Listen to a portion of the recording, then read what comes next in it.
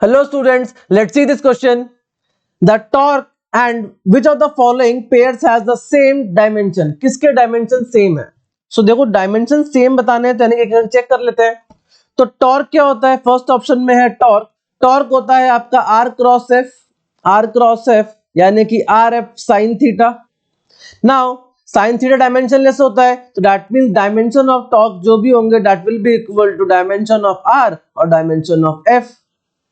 And अगर मैं work की बात करूं, work that is equal to f dot s, तो दैट मींस ये हो जाएगा fs cos थीटा. अब cos थीटा डायमेंशनलेस होता है तो that means dimension of work this will be equal to dimension of f और s होता है यहां पर डिस्प्लेसमेंट. तो यानी कि टॉर्क किसके बराबर है? डिस्टेंस और फोर्स के डायमेंशन के. एंड सेम वर्क भी किसके बराबर है? डिस्टेंस और आपके फोर्स के डायमेंशन के. तो that means dimension of torque this will be equal to dimension of work. And कितने होते हैं? ये होते हैं बेटा आपके ml स्क्वायर t माइनस 2 के बराबर. क्लियर? कितना होता है? ml square t minus 2. चलिए next, angular momentum and Planck's constant. अब एंगुलर मोमेंटम mvr या i ओमेगा जो भी आपको सही लगे. सो मास के हो जाएंगे कितने? m. v क्या हो जाएगा? lt माइनस 1 एंड r हो जाएगा किसमें? l में. तो ये आ जाएगा कितना? ml square t minus 1. Planck's constant h होता है e बाई न्यू. तो e के हो जाते हैं कितने? ml square t minus 1 ml square t minus 1 energy sorry t minus 2 ml square t minus 2. And ये आपका फ्रीक्वेंसी है यानी कितना? This will be t minus 1. So यहां से आ जाएगा कितना? ml square t minus 1.